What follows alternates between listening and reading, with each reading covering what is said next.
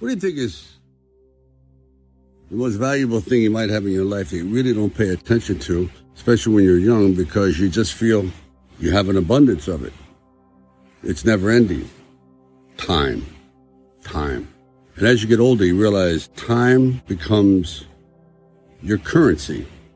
When you realize there's less runway up ahead than behind, you sometimes learn that too late. So I'm telling you people that you really have to be very, very, very stingy with your time. Don't waste it on people that aren't like-minded. Don't waste it doing things that you know are not part of your dream plan. Don't waste time being bitter, which I know I've been argumentative, and I understand the meaning of hate, because in the end, it's just waste your most valuable asset, time. Okay, here I go again, putting in my 2 cents. Everyone has 2 cents to put in, and everyone's philosophy quite often is kind of designed to help you get through life as we know it. But I was talking about alligator hide, and you have to be tough like that, and resilience to be able to ward off negativity. I mean, people have said to me, words don't mean anything unless they're true. That's not true. Words hurt. Words are the same as a thorn on a rose. They look nice, but boy, some of them can really hurt. Did anyone ever study an alligator, crocodile, and wonder how they survived so many hundreds of millions of years? Thick skin. Thick skin. Almost impervious paint. That is an element that I think is so necessary in this day and age to be successful. Talent. All right. That's a given. You have to have some of that. Ambition. Yeah. You got to have a hell of a lot of that. And this fear of failure. Good helping of that. Certainly inspires one to get out of bed in the morning. But the most important thing is the alligator hide. You have to be able to take criticism.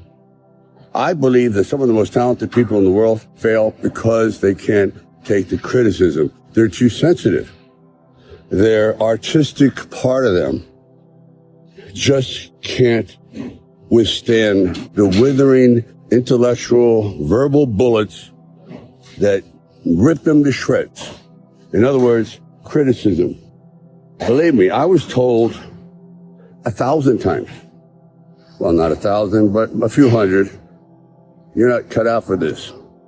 You slur, you're this, you're that. We can't fit you into any kind of category. You should really quit. Seriously, you know what? You should work behind the scenes. And I went, well, yeah, thank you for that.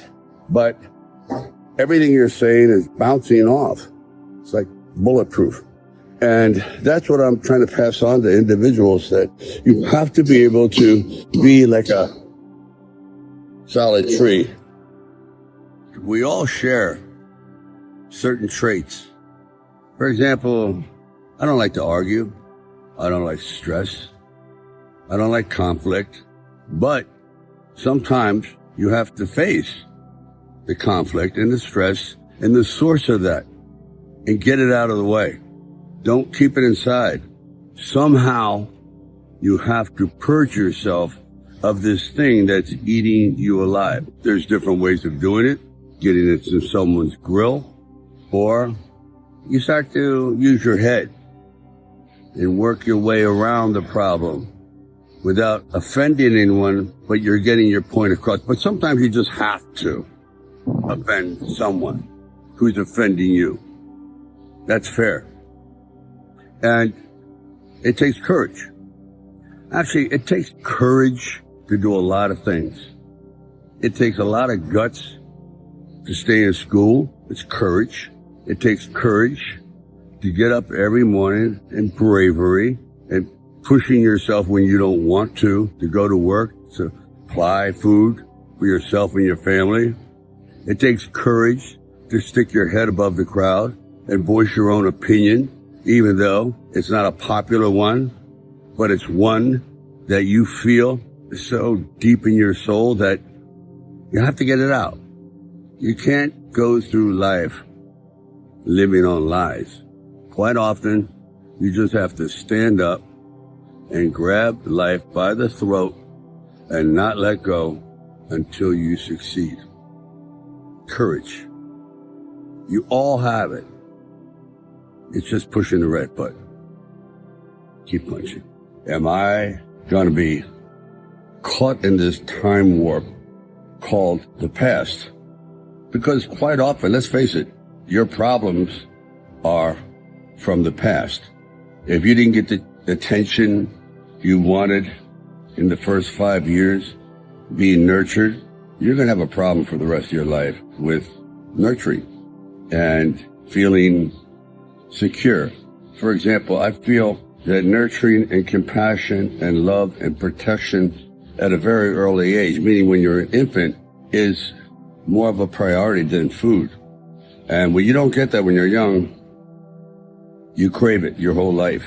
And quite often, it's also an incentive to do something with your life, to fill it up with some sense of accomplishment, or it's a release for anger, whatever it is. Quite often, I have found that the most damaged people have been the most productive. I know it's a horrible thing to say, but people that are missing chunks in their heart, gaps in their soul, because they weren't given the love and attention when they were very young, that can't be compensated for. Those are holes. Those doors are shut. So it's up to you to lay the groundwork for your future, to not do what other people did to you. So it's juggling. So here's to you all, keeping all these objects in the air and knowing that it's never perfect. Life is one big juggling act. It's like, how do you keep all these objects going around, and then when you drop a few, you got to pick it up again? But it's juggling. You juggle happiness with grief.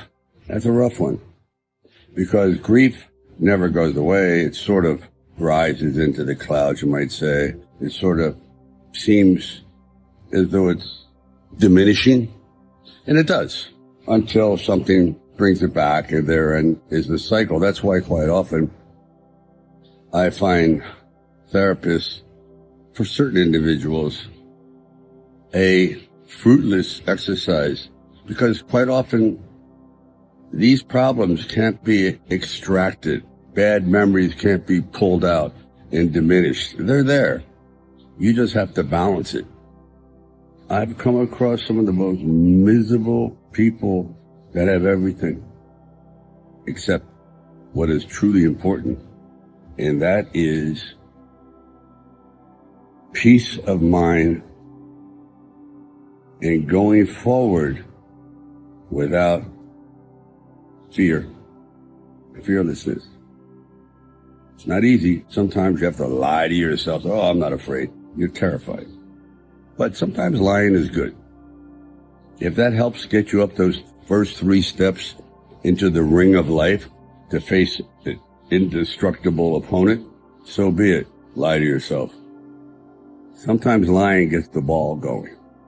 I see a lot of these motivational speakers telling you what you need to do and how you have to go out there and grab life and don't be afraid and go to the mountain. And when you get to that mountain, build another mountain and blah, blah, blah. You got all the answers. You're born with common sense. You may not believe it, but you have the answers. They're embedded in there. You know them. Just like all of a sudden, what? They gave them wisdom and not you? Come on, we all have it. I believe a lot of it is in our DNA. We're programmed to survive. Not just exist, to survive, prosper, go forward, blah, blah. you get it. So what I'm saying to you is this. A lot of these guys, women, have good ideas. They're very motivational, but motivate yourself because you have the instinct, you have the knowledge. The lesson lies in learning, and by teaching, you'll be taught. It's all there anyway, just needs to be sought out. Take those thoughts, they're embedded in your brain that you already know the difference between right and wrong and how to succeed. How do you succeed? Perseverance. Just keep trying. Keep trying. It's not that hard, not that complicated. I notice every year people make resolutions and maybe 5% stick. Because somehow along the way we sort of lose track of that ambition, that thought, and we say, I don't know if I can handle this, and I guess the word is we quit. I have, certainly on many times. But sometimes the word quitting gets a bad rap. By that I mean, if you're on the wrong path, you're on the wrong trail, you're going after something and it's just not working, period. It's just not flowing naturally. And you've been at it for a while, you go, I quit. Good. I did. And it opened up 1,000 new doors for me. So sometimes quitting is necessary to find your proper place in the world. By that I mean, in the early 70s, I went to New York with great ambition. Didn't know a person, like 8, 9 million people, and me, not one person. And I went there to be an actor. And let me just tell you, that was a bomb out. Man, did I crater. It was not pretty. So rather than completely go back and maybe drive a forklift somewhere, I said, okay, I really do love the film business. I love stories. I love telling stories. I'm not that good at it. At least I had never proven myself. And I started to write. And I was going to movie theaters with a really cheapy tape recorder. I record the dialogue. I think the first film I did was Easy Rider. And then I would try to write different dialogue. Kind of a contest. Not that I succeeded, but it's the effort that counts.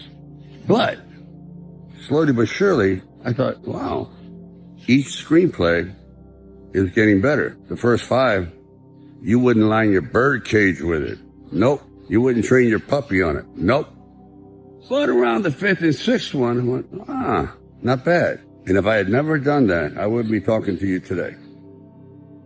Because I had to go out and write my way into my future. No one was giving it to me. I wasn't one of those lucky guys that, you're at the right place at the right time. You're just exactly what we're looking for. When just the opposite was true. They say, you're not what we're looking for.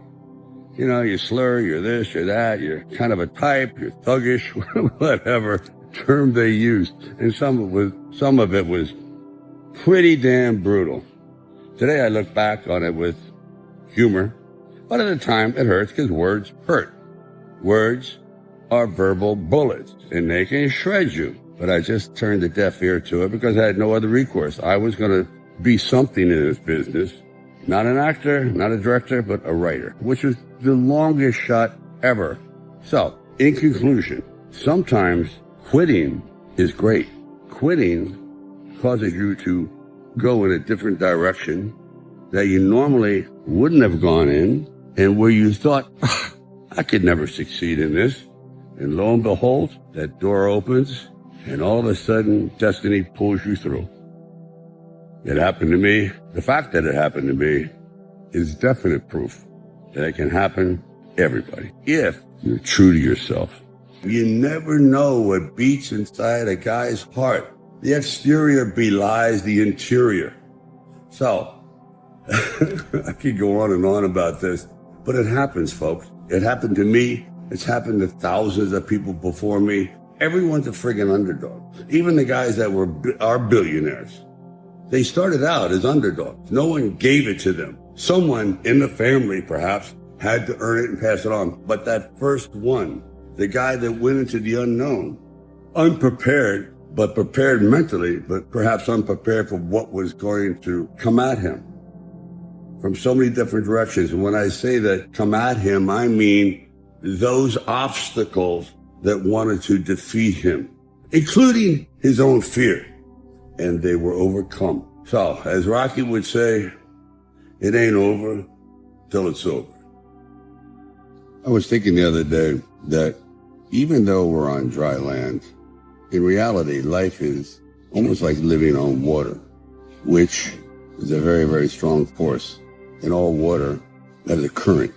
And that current will take you out to the ocean, where eventually you just get swallowed up by the sheer magnitude of everything. And once you're out there, you can't swim back. It just takes you where it wants to go, not where you want to go. And swimming against the current is really a metaphor for life. You just have to struggle. It's a struggle to achieve one's goals, which is really difficult. It's hard. People tend to minimize, diminish the struggle that is just getting by in life. Quite often it's just easy to go with the current, but to be an individual, to feel as though you did your best in the game of life, you got to swim against the current. And boy, it's fatiguing. But when you get to the other side, when you can climb out of that water and you're at the place you want to be, in that unexplored area, kind of like reminds me of the extraordinary optimism of explorers. Imagine 1,000 years ago, setting sail for the complete unknown. You have no idea. At one time, they thought the earth was flat. You just go over the side and you die, but you still went. Were there sea monsters? Were this, that? I mean, all kinds of dangers. You're going into an absolute abyss. Yet, what keeps you going? Is you know there's something better out there if you're willing to face the danger, the unknown. That's the journey of life. And it's invigorating. As well as challenging.